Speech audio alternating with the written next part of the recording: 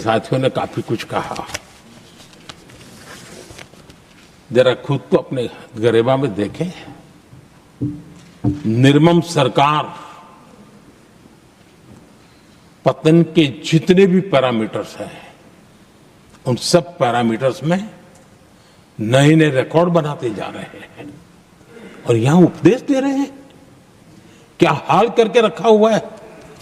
ऐसी निर्मम सरकार से वहां के लोगों का भविष्य अंधकार के अंदर डूब रहा है, लेकिन इनको कोई परवाह नहीं है। सत्ता सुख के सिवाय कोई आकांक्षा नहीं है और वे यहां उपदेश देते हैं। घुसपैठ दुनिया का समृद्ध से समृद्ध देश भी अपने यहां गैर कानूनी नागरिकों को बाहर निकाल रहा है। हमारे देश में घुसपैठियों को बचाने के लिए अदालतों को तब तक प्रेशर पैदा किया जा रहा है। मेरे देश का नौजवान कैसे ऐसे लोगों को माफ करेगा जो घुसपैठियों की वकालत करने के लिए ताकत लगा रहे हैं।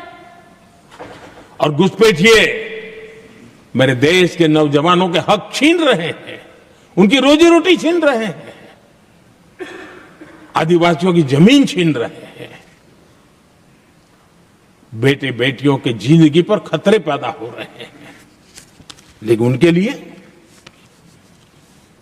महिलाओं पर अत्याचार होते रहे। सत्ता नीति के सिवा कुछ करना नहीं और वो यहां पर हमें उपदेश दे रहे हैं। और ऐसे चिंताजनक सभी विषयों पर आंखें मूंद करके बैठे हुए वो लोग हैं। एक हमारे माननीय सदस्य काफी कुछ बोल रहे थे, जिनकी पूरी सरकार शराब में डूब गई, जिनके शीश महल घर घर में नफरत का कारण बन गए और शायद उनको ब्लैक शब्द ज्यादा पसंद है। हर एक अपना अपना एक भूतकाल होता है।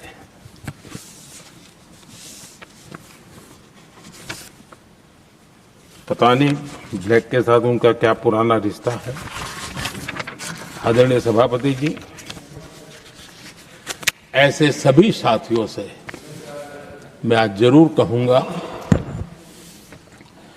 तुम कितना दुनिया को धोखा दोगे, तुम कितना दुनिया को धोखा दोगे। आईना देख लिया तो अपनी सच्चाई कहां छिपाओगे।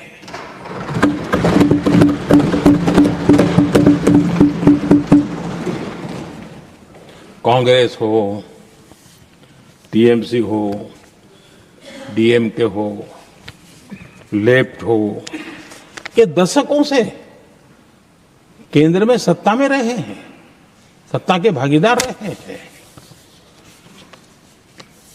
राज्यों में भी उनको सरकारें चलाने का अवसर मिला है, लेकिन उनकी पहचान क्या बनी।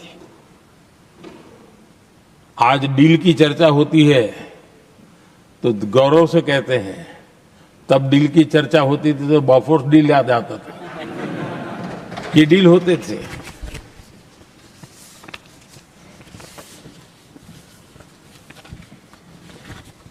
उन्होंने सिर्फ जेब भरने का काम किया। नागरिकों के जीवन में बदलाव आना उनकी प्राथमिकता नहीं थी। आदरणीय सभापति जी, मैं कुछ उदाहरणों के साथ भी बात बताना चाहता हूं, क्योंकि यहां चर्चा में ये सारे विषय आए हैं और इसलिए मुझे कहना बहुत जरूरी है। अब एक उदाहरण देता हूं मैं बैंकिंग सेक्टर का। बैंकिंग सेक्टर एक प्रकार से अर्थव्यवस्था की ग्रिड होता है। 2014 से पहले फोन बैंकिंग का कालखंड था। नेता के फोन जाते थे और उसके आधार पर करोड़ों रुपया दे दिए जाते थे और गरीबों को तो बैंकों में दुत्कार मिलती थी, नफरत होती थी।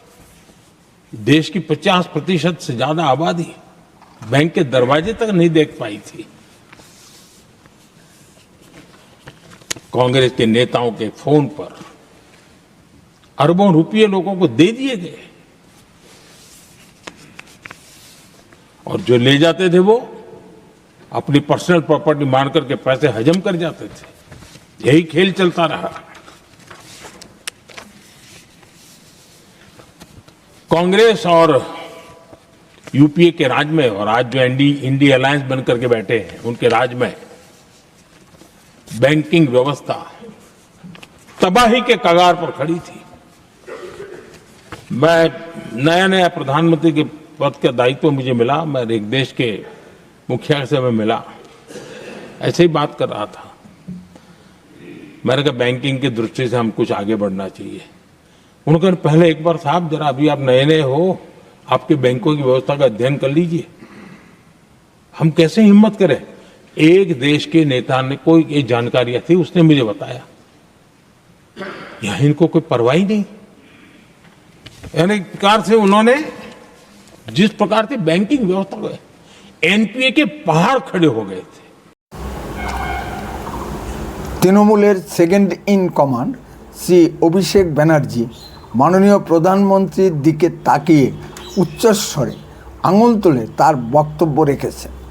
তার প্রত্যুত্তরে মাননীয় প্রধানমন্ত্রীজির বক্তব্য আমরা প্রথমেই শুনে নিয়েছি। এই নিয়ে কিছু আলোচনায় আসি। নমস্কার, আপনারা শুনছেন উত্তরের কণ্ঠ। উত্তরের কণ্ঠ থেকে আমি প্রভাত বসাক, তুফানগঞ্জ, কোচবিহার।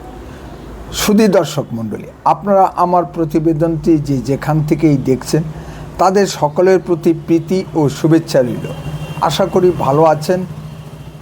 দয়া করে চ্যানেলটিকে লাইক, শেয়ার, কমেন্ট ও সাবস্ক্রাইব করে সঙ্গে থাকুন। পাশের বেল আইকনটিকে চাপ দিন যাতে ভিডিওর প্রথম নোটিফিকেশন পেতে পারেন। মাননীয় প্রধানমন্ত্রীজি পশ্চিমবঙ্গের মমতা ব্যানার্জির সরকারকে নির্মম সরকার বলে অভিহিত করেছেন। অত্যাচারের যত প্যারামিটার আছে তার সবগুলি মমতা ব্যানার্জির সরকার অতিক্রম করে ফেলেছে। নির্বাচনের সামনে মানুষ মমতা ব্যানার্জির এই 15 বছরের শাসনকাল হিসাব নিকাশ তো করবেই। 15 বছরের শাসনকালে মানুষের প্রাপ্তি কি, এটা মানুষ হিসাব করবে না। আসুন আমরাও একটু ফিরে দেখি। এই 15 বছরে মমতা ব্যানার্জি শুধু বাপ মেরে কাটিয়ে দিয়েছেন, কোনো ভালো কাজ করেননি। যদিও তার ভাষায় তিনি পশ্চিমবঙ্গের 300% উন্নতি করে ফেলেছেন। হ্যাঁ, 300% বলবো কেন, 500% উন্নতি হয়েছে কিছু তৃণমূল ক্যাডারদের। যার কোনো বাড়ি ছিল না তার প্রসাদের মতো বাড়ি হয়েছে। যে সাইকেলে চড়তে পারতো না সে স্করপিও চড়ে ঘুরে বেড়ায়। তৃণমূল কর্মীদের গলায় গরু দড়ির মতো সোনার চেন। বেশি দূর যেতে হবে না, আপনার আশেপাশেই একটু লক্ষ্য করুন, পেয়ে যাবেন। মমতা ব্যানার্জি বেকারদের চাকরি দেওয়ার পরিবর্তে চাকরি বিক্রি করেছেন। এর দায়ে শিক্ষা দপ্তরে মমতা মন্ত্রিসভার সকলেই জেলের ঘানি টানছে। আগে কারো চাকরি হলে সে প্রতিবেশীদের ডেকে ডেকে মিষ্টি খাওয়াতো। এখন অর্থাৎ তৃণমূল জামানায় কারো চাকরি হলে সে আরও বাড়ির ভিতর লুকিয়ে থাকে।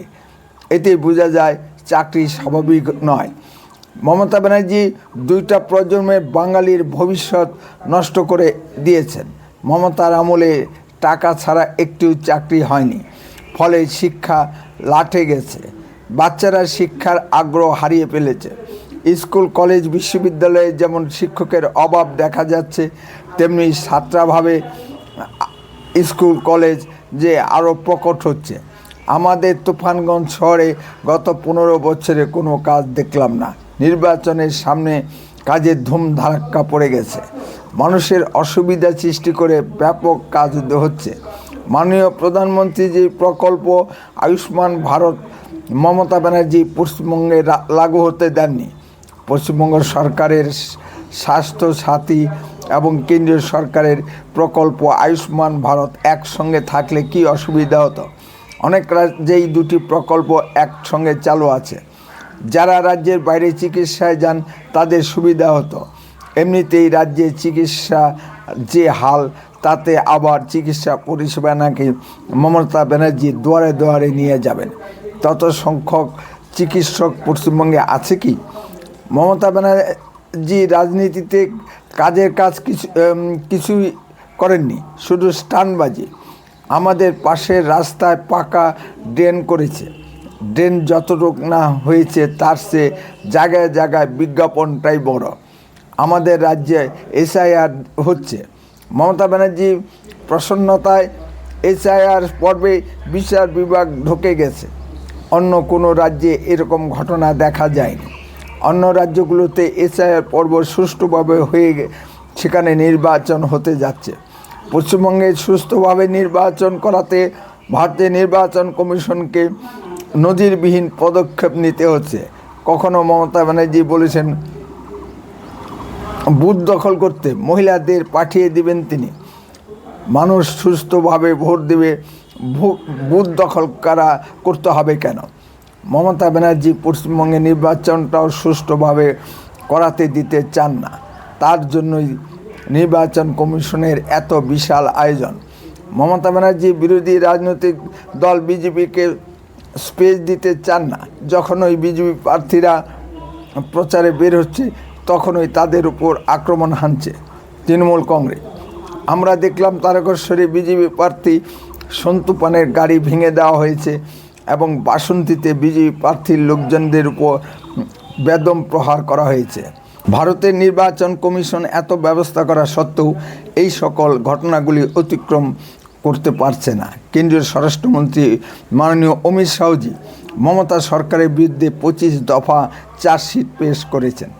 মাননীয় অমিত শাহজি খুব ভদ্রভাবে মমতার বিরুদ্ধে চার্জশিট পেশ করেছেন, কিন্তু মমতা ব্যানার্জির মুখের ভাষা কি ভদ্র থাকছে? তার বডি ল্যাঙ্গুয়েজ কি বলছে? মমতা ব্যানার্জি মানসিক ভারসাম্য হারিয়ে ফেলছেন। তার চিকিৎসার প্রয়োজন। যদি আপনাদের কিছু বলার থাকে কমেন্টে বলুন। আর লক্ষ্য রাখুন উত্তরে কণ্ঠের পর্দায়। চ্যানেলটিকে দয়া করে সাবস্ক্রাইব করুন। বন্দে মাতরম। ভারত মাতা কি জয়।